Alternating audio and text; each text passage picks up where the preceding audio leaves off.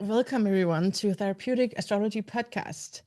Today, we are actually going to speak about therapeutic astrology. Many episodes are around some kind of mixture of ancient wisdom blended with what we call therapy today. But um, but this is actually astrology and therapy. So, welcome, Belinda Matwali. Thank you so much, Mana. Thank you for having me, and I'm really excited to, speak about all things therapy and astrology with you. Yeah, you also have the term holistic mentor, right? Yes, I mean, as a background, I've studied a lot of meditation in India, spiritual psychology.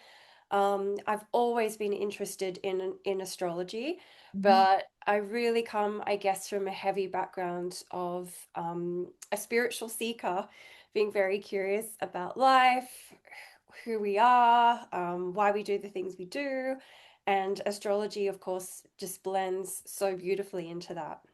Yeah, I try to contact anyone who's doing this, um, where you actually would call it both astrology and therapy, right? Some people may draw on astrology without really mentioning it, but for you, it is a big deal as well. So, um, can you tell me about how you do that trauma-informed work, and how do you combine these branches? Sure. Things? I mean, I think traditionally when people think about astrology and therapy, they might think of people like Carl Jung, and in um, his time of life, the astrology part did have to kind of get buried away. And so I think there are a lot of people that are more forward facing with therapy, and they might have like an interest in astrology, but they don't really kind of bring it to the forefront.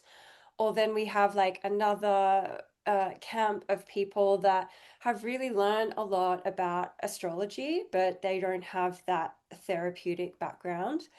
But I mean, for us and the listeners, when you look at astrology, what are people coming for?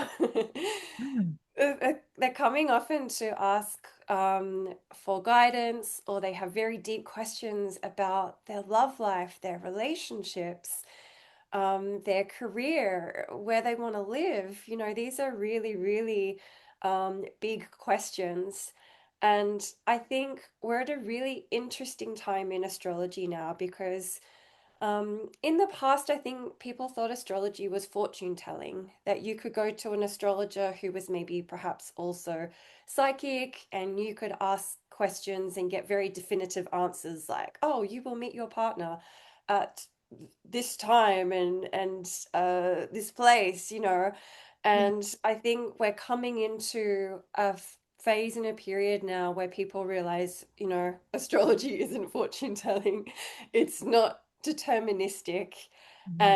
And I think this is where the therapeutic element comes strongly into play because our chart, our birth chart, and how it develops, is developing on the decisions that we make personally. It's developing on what we feel maybe our self limiting beliefs are. It develops based on a lot of the inner work that we've done. And so, the birth chart is a potential of how we might, express those planetary archetypes, but it can look really different for a lot of people. And I feel like this is where the therapeutic or more personalized element is important in today's astrology. Like, I had readings in my 20s where the astrologist said very definitive things about me that, Yeah. like, I probably wouldn't get married, and Oh. all sorts of other things. And especially when you're young, I'm very conscious because I realize people can really hold on to whatever is said in a reading, and they can hold on to that for a really long time.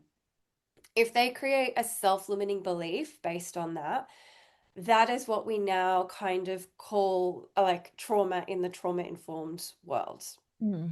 if that makes sense. I know Yeah. people get annoyed that the word trauma gets overused, but in terms of the phrase trauma informed psychotherapy or trauma informed work, my mentor, Dr. Gabor Mate, describes trauma as not necessarily the event, but what happened to us post the event. And if we shut down in some way, if we weren't in our full expression, that is the trauma. It leaves kind of a scar behind. Mhm. And, in a very small way, then, if someone has a quote unquote bad or misinformed astrology reading, they can make self limiting beliefs about themselves. That is a type of trauma. Yeah, I agree with you. Yeah, exactly. That's how I see the link. That's a self-limiting belief that and why do we have that? That's usually to do with some trauma. I guess you could say then why you would believe the astrologer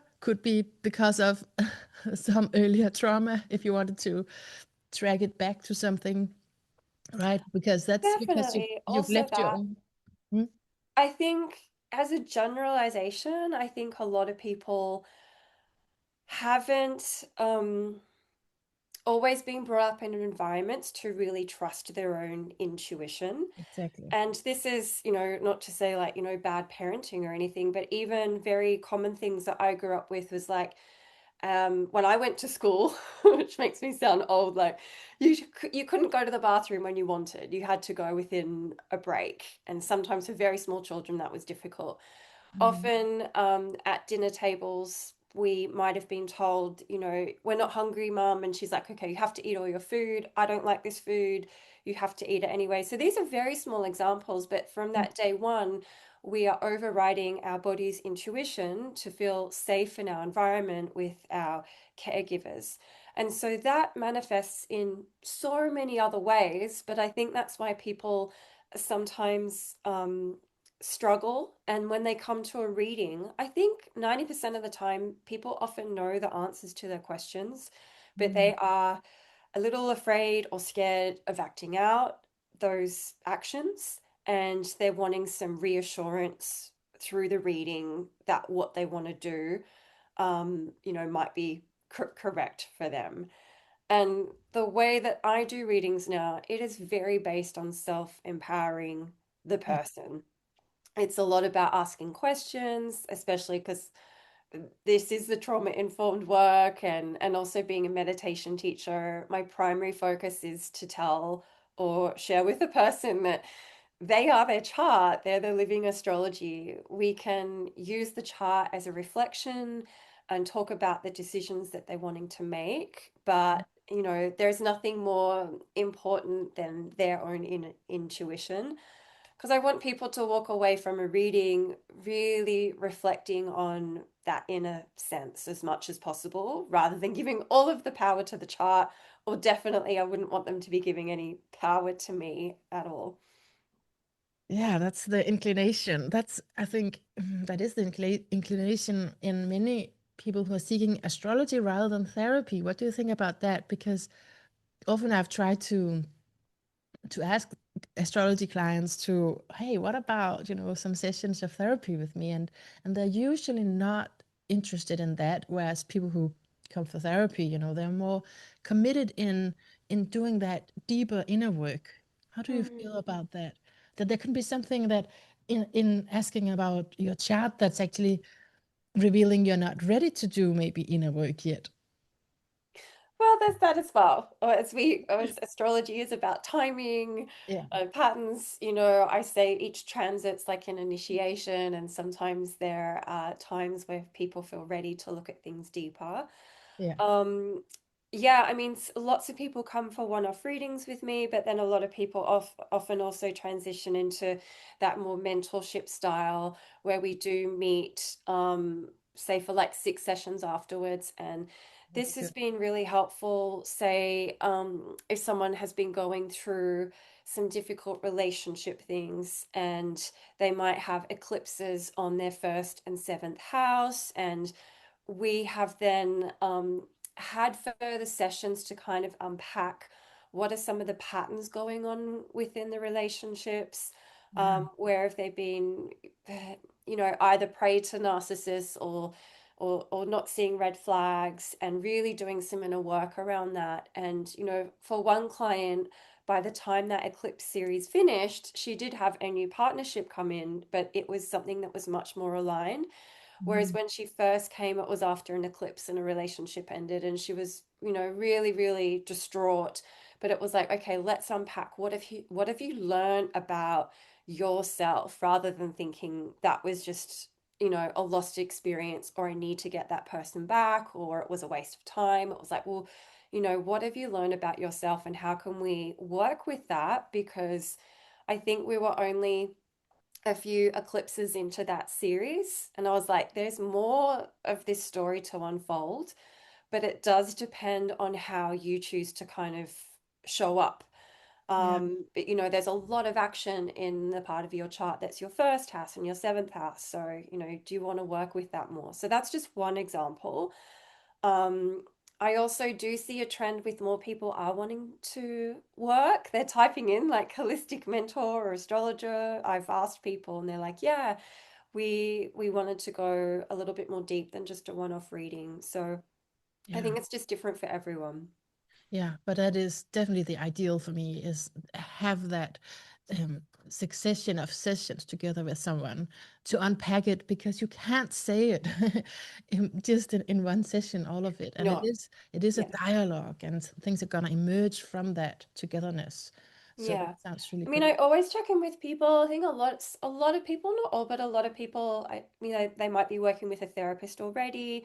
Yeah. So then it is just, I guess, sharing things in a way that's like, oh, that might be something that you want to touch on with your therapist if you haven't already. And it's Yeah. just so important to provide that support for people and that compassion and understanding. Because, as you say, if you do just have one session with someone, um, and depending on the transits they're going through and the nature of what's coming up, it can be challenging because you want to provide as much care and safety for someone as possible and be able to phrase everything in a way that also gives context for what they're going through, but is also really supportive. Mm. Yeah. So, okay, Belinda, I have several questions for what you've said already because you mentioned you are educated in spiritual psychology. Is that also therapeutic sessions? Because what you were mentioning in the beginning around astrology leaving the whole fortune teller image, that is something that I feel astrology in like humanistic astrology has been doing for many years. But what you and I share is that trauma informed, that's it's different, right? It's an extra Mhm. layer of seeing, wanting to help someone really deeply within their psychology, you could say, Mm. through the chat, or at least having the chat right there with us while doing that. So, yeah, could you share about spiritual psychology? Sure. Um, yeah, so like with the astrology, I really see it as a tool for personal development. And as far as I know, in a lot of like European mystery schools, astrology was taught as part of like a wider curriculum, but it was for this, I guess, self-reflection at times. And this is where I kind of like tie that into a spiritual psychology in that we're looking at different layers of the ego. We are looking at the observer self, and doing tools like meditation, metacognition, self-awareness to have that healthy observer of the different archetypes within us that are then represented by the different planetary archetypes. And I think when you have that central observer point and underpinning, a spiritual belief that, wow, okay, I'm a human being, I'm here on a journey, this is kind of like an earth school, whatever terminology you want to use, that underpinning astrology, I think, really changes it. And I'm also a passionate that astrology should not just be taught as information because that's not what it's designed for. And it's rife today on social media and apps. It's just information and it can be confusing for people. But when it's underpinned by spiritual beliefs, spiritual philosophy, and that can be a whole range of things for people. I think no matter what your religion is, even though a lot of religions used to cast away astrology, I think now in this modern time, there's less, I can't think of the right word, but less worry about that. So I think almost any religion, if you want, you can, you can like put that together with the astrology. So this the spiritual psychology is, I guess, just really seeing things from that personal development, like how am I responding versus reacting? And that's why I see transits as initiations. Yeah. Um, it's all how you face life. Like you can have a Pluto square transit and you can be like, oh my God, I'm really gonna freak out. This is terrible. Or you can be like, wow, okay, this we're gonna go deep. What's the opportunity here? Like, Mm. obviously my soul signed up for this because that's been in my astrology that this was gonna happen, and how can I make the most of it? So I think that spiritual psychology perspective changes things from something just being pure information and why is this happening to me? Absolutely. Oh, that's really good. Yeah, to have some kind of philosophy to understand this. I have a friend who's just starting to be curious about astrology, about the spiritual world in altogether, and it's like where to begin. And I've found myself trying to explain concepts that I'm not even sure that I believe in because it's just there's so much out there, and sometimes it's just a way of saying it could be helpful if she's looking for whatever paradigm of what happens to the soul, how are we connected, all of that. So and there are so many different philosophies also when you read astrology books. Hmm. So what is actually your philosophy? I don't know if there's like one. I guess I'm making my own. This is what we Yeah. do, and this is the gift of also, being older in life and have experienced a lot of things and have experienced a lot of transits. Um, I really see astrology as an ontology. It's something that's lived wisdom. And I guess, that's how I teach it as well. I do the one-off readings and mentorship, but something I'm really passionate now is people learning the kind of the ABCs of astrology Mm. and developing like their metacognition, their self-awareness, and being able to work with astrology a little bit more themselves so that there is that self-empowerment piece. Mhm. And also to be more discerning because I feel like there is, as I said before, so much noise Yeah. in on social media, and it's natural that astrologers will also project some of their personal opinions and their personal life experiences into how they share astrology. And so some of my philosophy is if people know some of the ABCs of astrology Mhm. and they feel empowered enough in their intuition and like I said, the self, the observer, the metacognition, the inner feelings, then they're able to really like navigate so much more of what's happening for them personally. Or if they hear someone saying something about astrology, straight away be able to have a filter and be like, oh, is this for me or not? Yes. Oh, So, that's an important one, right? That's back to, the astrologer told me and now I'm yes. traumatized. Well, if you have that filter there, then that's not going to happen. So I really feel this is this is how I'm sharing and teaching. I feel like this is a big direction that astrology is going to go in, that it'll be less gatekeeping or guru. Mm. We had, Neptune in Pisces for 15 years. And I kind of hate how at the end of when a planet has been in a sign, everyone just bags on all the shadowy aspects. It's like, actually, it's brought a lot of good. Like it made Yes, spirituality mainstream and absolutely. people weren't talking about meditation or astrology Mm. before Neptune was in Pisces. So, it's brought a lot of good, but of course it did have some shadowy aspects of all of the influencers and gurus. And I think people have been like, oh, I need to go to an astrologer, or I need to follow every astrology update from this person on Instagram. And there is a huge level of trust that's been like transferred. I Mm. feel like even though we're at the very, very start of Neptune and Aries, but and again, this could have so many connotations, but one I hope is that spiritually that people do come more into that Aries self-empowerment, discernment, kind of spiritual warrior, taking on a bit more self-responsibility Yeah. for some of how we live life. I mean, Mm. the shadow side could be that people feel more lost than ever about who they are, because Neptune can have that impact, or some people might have huge spiritual egos, but I'm gunning for that, like, okay, let's start to take a bit more self-responsibility for our spirituality and intuition and how we make our decisions. Wonderful. Yeah, that's definitely a great potential. So I want to talk more about that actually, the time with you, but I wanted to just go back to the trauma.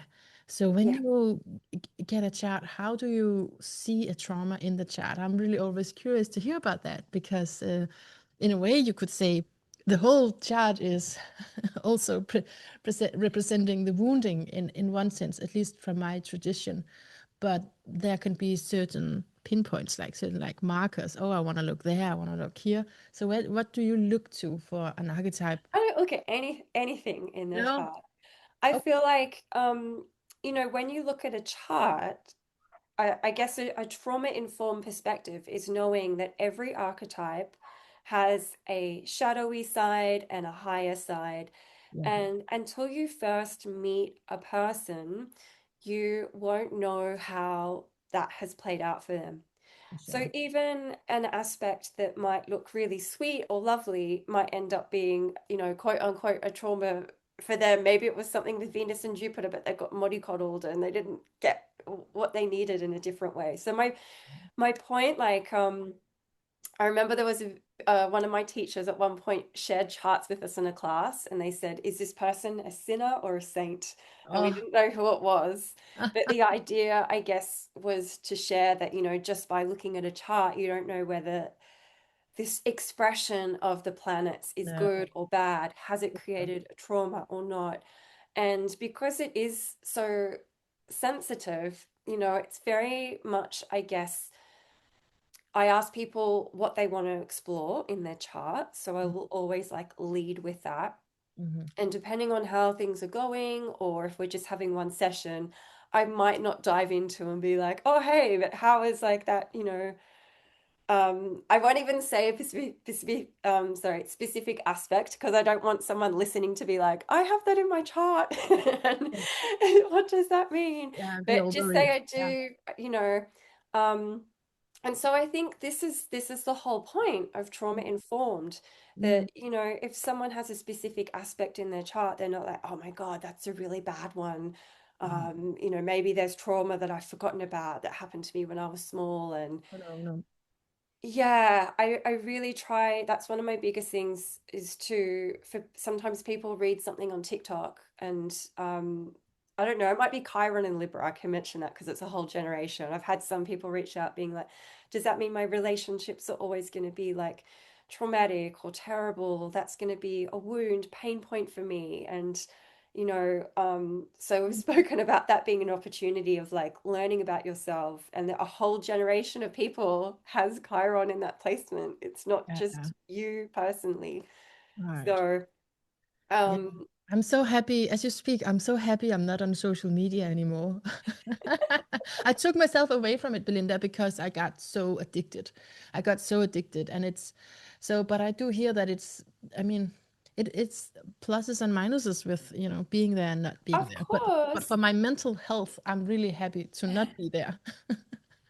it can So just be a lot. And I feel for people that are really interested in astrology and they're trying to learn, and they might follow all these different accounts, or yeah, TikTok, I think you just get shown things, but just sharing. Yeah, I literally have had clients come to me saying, I saw this and I'm worried about myself, especially younger people. And that's why I'm feel passionate about astrology kind of having this change. Or my philosophy is that mm, nothing is good or bad. no, It's it's all about trying to work with what the potential is in your chart. Your chart is unique to you, yeah, and really get people to start to just learn enough astrology that they can be a bit more discerning about what they're hearing on TikTok, but especially ChatGPT, because it's so no, wrong and it's just off. And that's another thing. People come then and like, oh my God, I read this from ChatGPT about my chart, and yeah. it's Oh, just not healthy for people. I'm so with you, man. Wanting to deepen this whole field, and I think therapy is a way to do that because this is like you say in the chat, that's the information, and then you can have accurate and not accurate information, but that is the information, and then what you do with it, that is something you can deepen, and you can really become a lot more self-aware in a therapeutic context. That's what I stand for. Yeah, and it can take time. So I think everyone, when Mm. they first look at their chart, they might have part of their chart that they don't resonate with or they don't Yeah. understand. And that can be things that are either have been more repressed or pushed down, or another part of your chart or another part of your personality has been a lot more dominant. And then there'll Yeah. be a certain transit, and you can reflect on it and be like, wow, I've had this blind spot that this actually really is a part of me, you know? And so that ability with self-awareness to use active tool about how we think, act, and behave, I Mm. think is so priceless. So, I think that aspect of astrology as a personal development is so good. So it's not even necessarily like, oh, something's wrong, I No. need therapy, but it's more, yeah, being really curious and honest with about ourselves.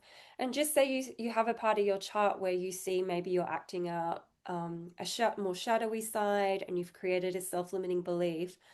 I think the beautiful thing for anyone to realize is like you're not stuck with Mm. that aspect expressing in that way.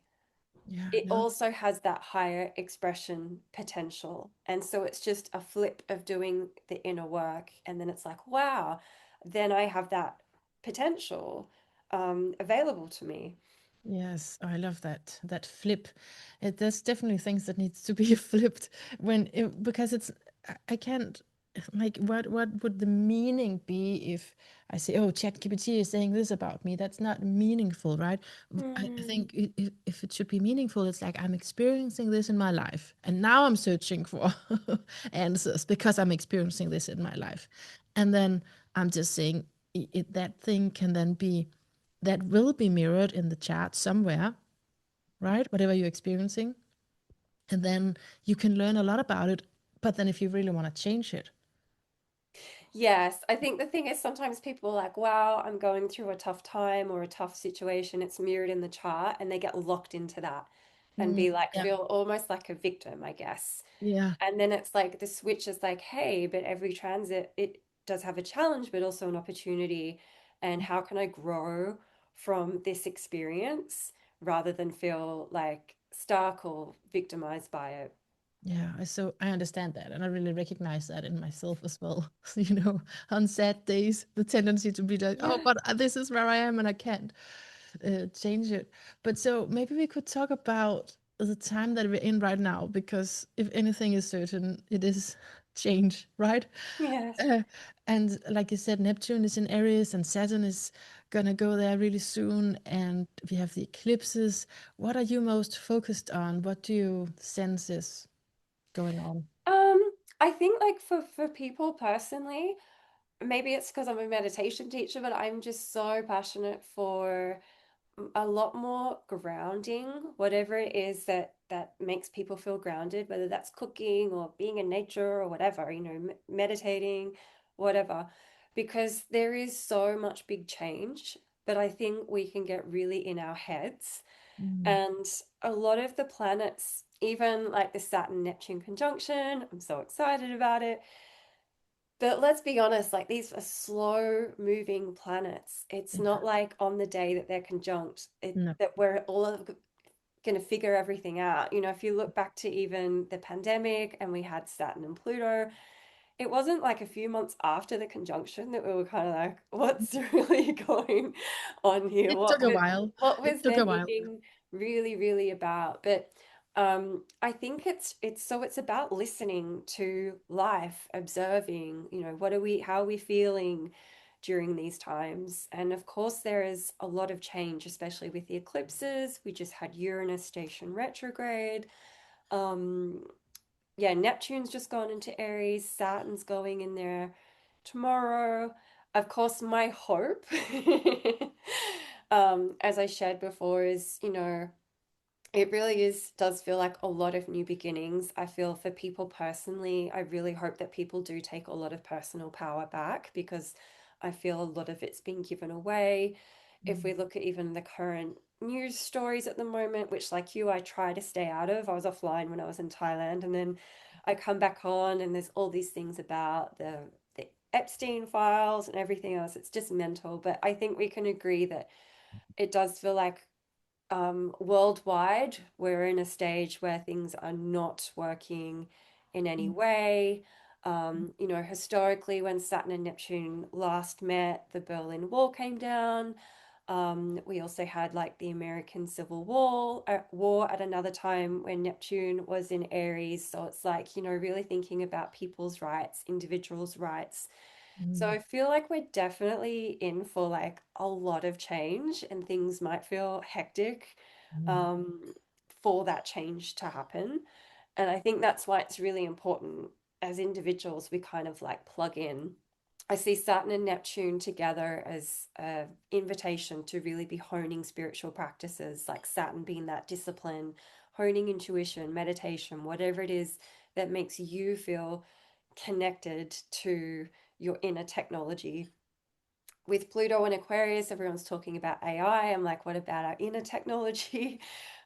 Pluto with power. So I think that's really important. And then also with Uranus going into Gemini, I feel like as well, intuition, communication, telepathy, mediumship is just like going through the roof. One of my friends who is a psychic medium in Australia, his Instagram has just blown up with his recent live shows. Dr. Tara Swart just released a book as a neuroscientist about being able to communicate with people who've passed over and the science behind that. So, these things no one ever used to really speak about. So Yeah. I feel like collectively for us, it's like, okay, coming back to ourselves, Aries, Mm. finding our inner technology and our inner power with Pluto and Aquarius. Pluto's going to be trining Uranus, so that intuition, other ways of communication, telepathy, trust, trust all your senses. Mm. Um, and I feel like this sovereignty with all of these planets in Aries is Mm. just so, so key for how the next years unfold for each of us personally. So, like you not being on social media, it's kind of like unplugging Yeah. from anything that's taking away our sovereignty, intuition, stream flows of thought, all of that. Yeah. Yeah. Oh, thank you, Belinda. That was like the whole year and this whole shift that you went into really good. Yeah, and fire and air and lifting us up and I'm curious about the telepathy and the mediumship because I'm definitely feeling that coming more Mm. forth in my own life. And yeah, I wanted to say, so I'm not on social media, I but then I go to the news, with my addiction. So I have like a subscription for some uh, people who do a little bit more uh, what would you call it, like trying to reveal corruption and that sort of thing, with being curious about people in power, to put it like that. But then I feel that is also an addiction, right? That is also something that's distracting me. And it's almost I think it's as entertaining as social media, don't you think? Like you said, what's going on with the Epstein files, it's like it can actually entertain me just as. I guess, yeah, but that's when you can do a self-inquiry about, what am I trying to get through this addiction? What function is it serving for And I think me? I think it is kind of wanting to answer what is going to happen, because is there something we humans have a difficulty with? It is being in that unknown, like what is going to happen. I think, and that's why I'm asking. I want to hear what do people feel into is going to happen, and I'm glad that you have this positive view of it and the potential of it, because I think, don't you think that people can feel we're on a verge here, something is going to happen? Of course. I mean, anxiety is at an all-time high, especially Yeah, for younger generations. I know that they feel very uncertain and scared about the future, and yeah, nobody knows what's going to happen. And yeah, for some people, even from a therapeutic point of view, they'd rather be with the current uncomfortable situation they know rather than an unknown. And so, yeah. it is going to bring up a lot for people. But I think this comes back to, people's spiritual philosophies, also having a look at future astrology transits, even though we're not fortune telling, astrologers have said this is a really crunchy time Yeah. between 2020 and 2025. They've said that forever. Mm. And then, because we're going through a change. Yeah. And so I think having that some kind of spiritual belief as a bedrock is really important to Mhm. just keep doing your things day to day, standing up for what you believe in, allowing yourself to be sovereign as possible, and knowing that spiritual tenet, this too shall pass. We can't be living in this kind of chaos forever. A, the astrology won't allow it because the planets are going to keep moving on. Yeah. And B, it's just not possible. So, That's really good. And yeah, I really like that. Your sovereignty and your inner authority. I feel this is has been a theme throughout our conversation because that's actually what you begin by saying is yes, your prime focus in readings all together with people. Is it's that 100%. yeah.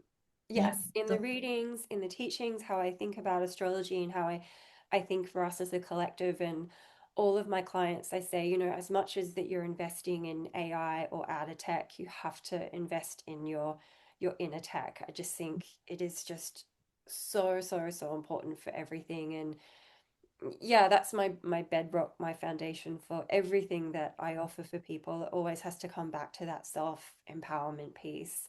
I think mm, we've all lived for too long just um either, being controlled by other people, yeah, or more recently it's kind of been worshipping a little bit influencers and celebrities, and it's just yeah. been in our culture.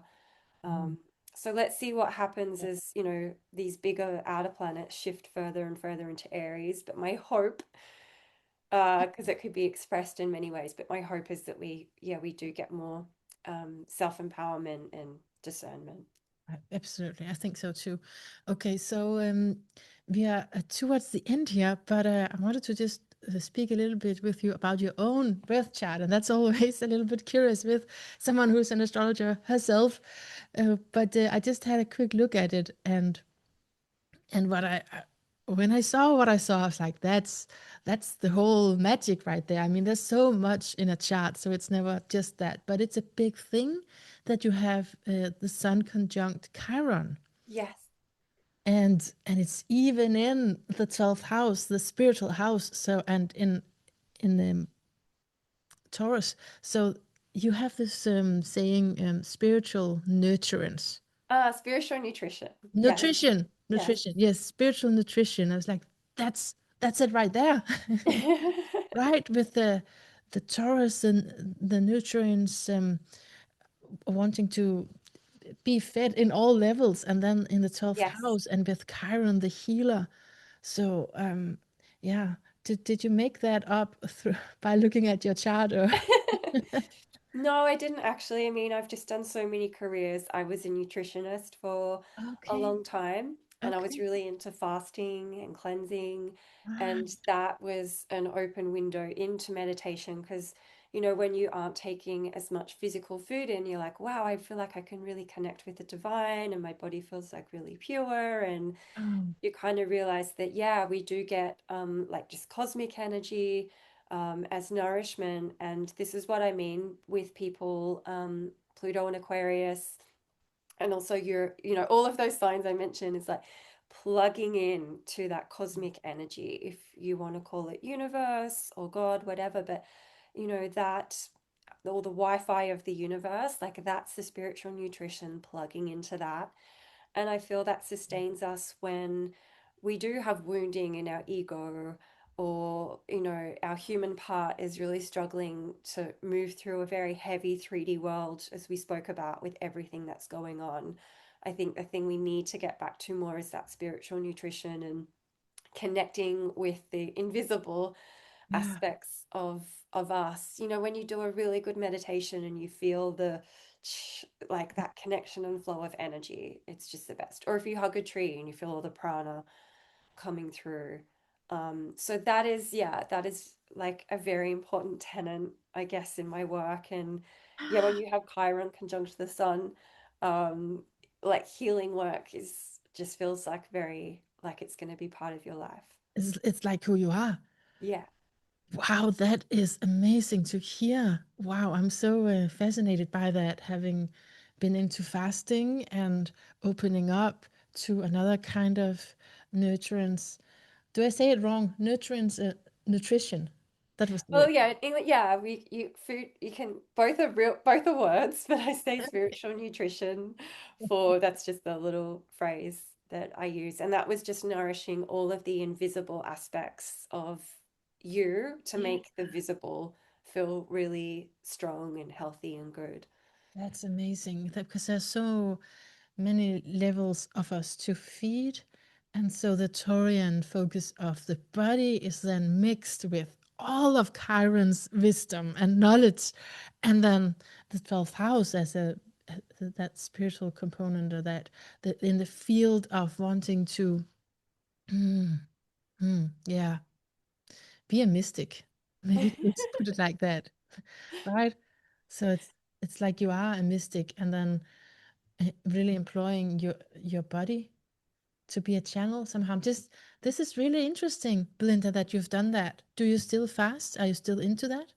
Yes, I mean, not as much as I used to. You work out what is like best for your for a body, but I'm still connected with lots of, I used to work in different fasting retreats in Brazil and Indonesia because I've worked a lot over the world. And so that's something I'm really passionate about. And now I'm in Europe. Sometimes I do more like Ayurvedic style cleanses with Wow. warmer food. So I think it's really important to tune into your environment and your body, but I still do believe in, not making it harsh, but regularly clearing out our body because that does help us with our intuition and all of our inner technology that I'm kind of referring to. When we're all clogged up from processed food or just foods that we're not digesting properly. It's like people going to take their car to get all like in a service, or in England they call it an MOT. I don't know in other places, but like get everything working, but people hardly ever do it for themselves.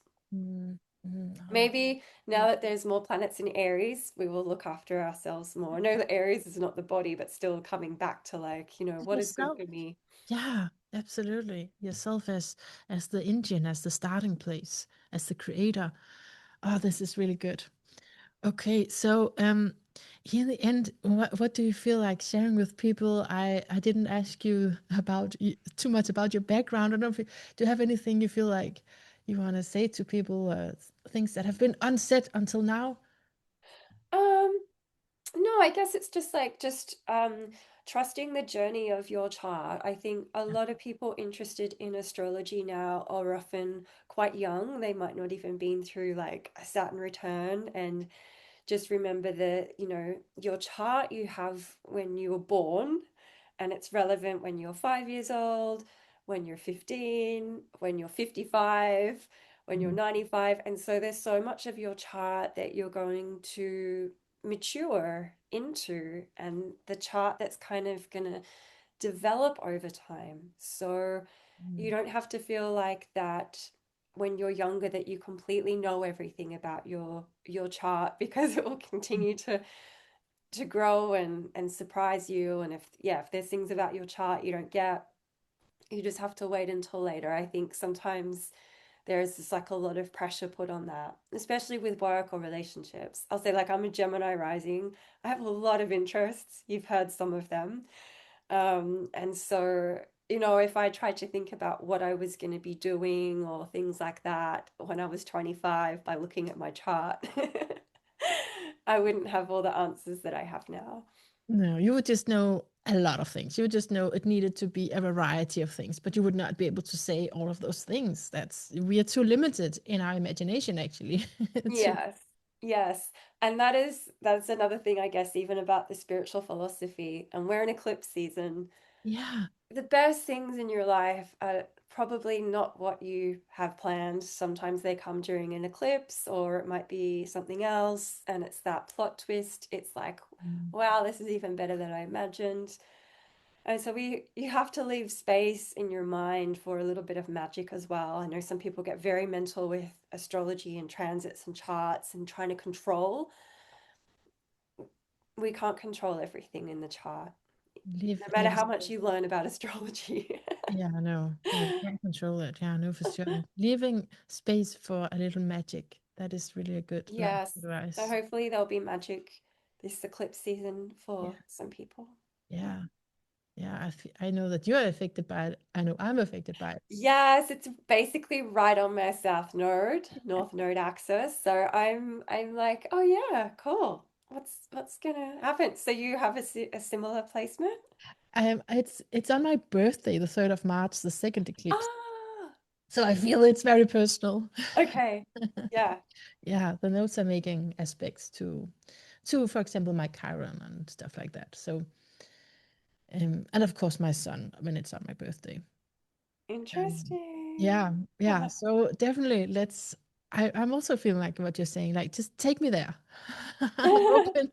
Take me I there. say that too because, often I get a lot of people that are also scared of eclipses because they're scared of the unknown. And Yeah, it's that's the like, thing. they are soul alignment moments. So it's just having Mhm. that, again, spiritual philosophy of trust. It's, Yeah. not every eclipse is going to be life changing, but it's just like, oh, okay, I don't have to fear this. It's like, whatever is happening, it's meant for me on my path. And I often think it's to help us get even more on our path if we have Yes. a big change during an eclipse. And even if you don't have all of the answers at the time, it's just being that patient, waiting, and everything will start to make sense. That is my biggest hope with Saturn in Aries. It is that because Saturn is about alignment, right? And aligning to who you truly are in Aries. That's my hope. Yes, I share that with you. I think, and we talk about being positive, but I think, the more people that do hold visions Yeah. for how the placements are going to play out, the better. If you look to work, like, is it David Hawkins? I forget now. There's a certain number of people having, a certain level of consciousness and beliefs. And I know the beautiful astrologer Pram Gregory in the UK, she's always talking about also having those like higher beliefs. And if there's enough of us thinking about the best possible outcome for all of these transits, I think that does help at some level. We don't have to be Pollyannas, you can still be in the real world, but at the Yeah. same time in your heart, like having this, yes, I want to be this embodiment of Saturn and Aries, this is what it means to me, and I want to live that out. That is good. Thank you for that. Yeah, because I don't mean to say, oh, you're just positive because, and then ignoring everything else. But actually, what you're saying here is, but this is the philosophy. I can utilize this. I can make the most of it if I know the potential of these archetypes of these symbols, right? So what I'm Yeah, hearing. I think otherwise it's quite depressing, as you Yeah, said yeah. before.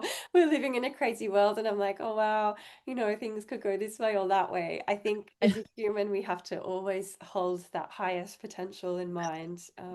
I'm just using the news for entertainment and then trying to meditate on the future that I really want, or the now that I really want. Thank you so much, Belinda Matwali. Do I even say your name correctly? Yes, yes, yes, Okay, good. yes. Thank you so much for having me. It's been a great conversation with you. Yes.